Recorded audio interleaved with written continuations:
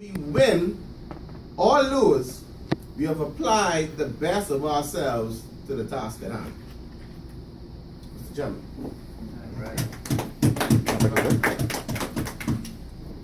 What is success?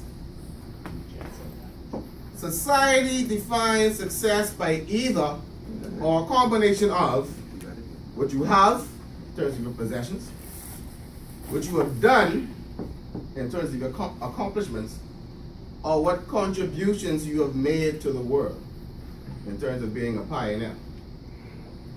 Me, I believe success is relative, and that changes from person to person. What does success mean to you? Do you have the same societal view of success? Or do you have your own personal view of success? If you do have your own personal view of success, that is, I applaud you. If you don't, then I encourage you to find your own personal meaning of success. Do some quiet introspection and meditation to find what your personal meaning of success is. And then work towards it. Mario Andretti, I don't know how many of you know that name, but Mario Andretti was a popular and successful race car driver. One of the few race car drivers to actually win in Formula One, NASCAR, and 2 or 3 other leagues. Mario Andretti said, desire is a key motivation, but it's determination and commitment to an unrelenting pursuit of your goal. A commitment to excellence that will enable you to attain the success you seek.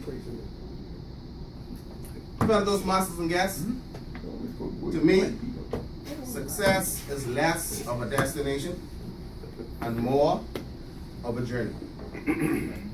A journey that involves a number of lessons and experiences.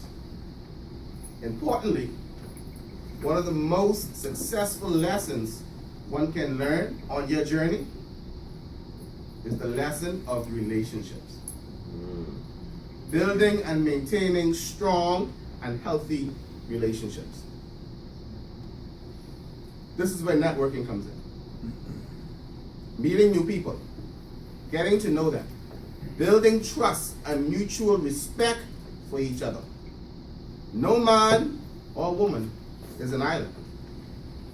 Personally, we don't know it all, and we haven't experienced it all.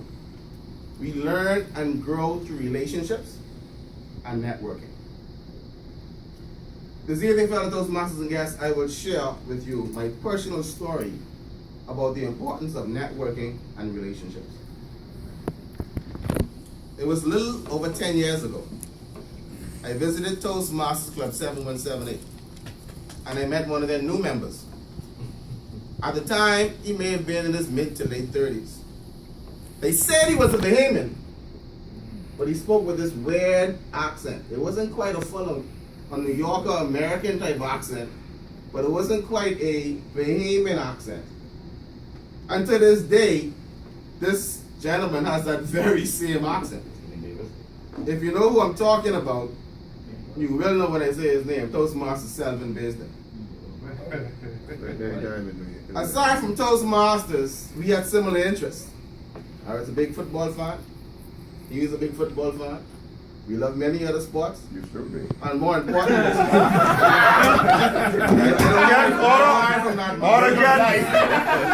that, master. And sports. We had interest in rum and sports. Needless to say, we became very good friends.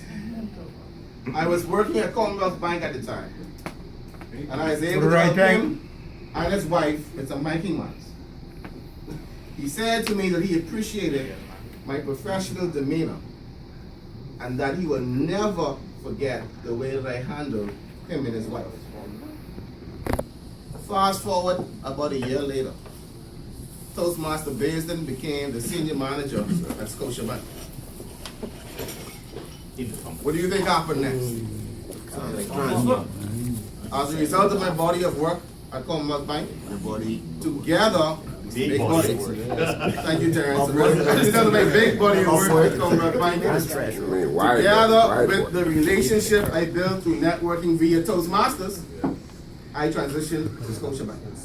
Big bank, big bank. The time I spent National Bank man. at Commonwealth Bank and Scotiabank total about 10 years. Can't use. While at Scotia, listen, Terrence. Hold on.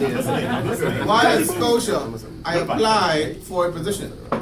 I applied to be the assistant manager at credit. Yes. Scotiabank is what I'm talking about. Don't even give me a round. By this time, Selva no longer worked at the bank. No. When I submitted my application, the branch manager told me I could not apply for the assistant manager position because I did not work long enough at Scotiabank.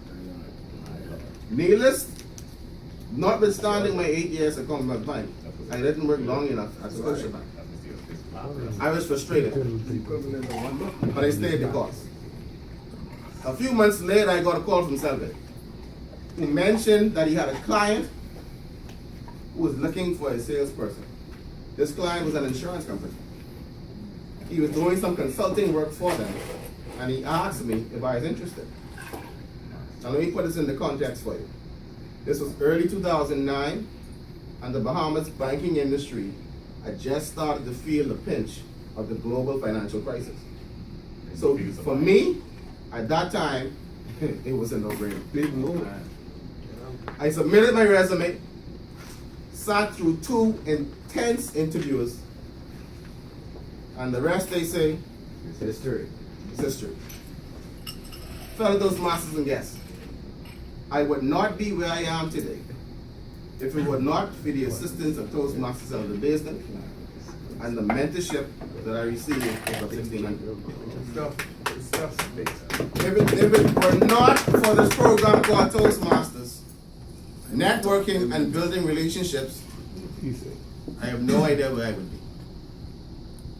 So fellow Toastmasters and guests, as a result of these relationships and some intelligence, Go on, my man. I've been able to climb the proverbial ladder professionally. And I've developed friendships and bonds that will last a lifetime. From the second round. Zig Ziglar said, the foundation stones for a balanced success are honesty, character, integrity, faith, love, and loyalty. How much of them you got? But that's not where it ends, Toastmaster Gary. It's not only about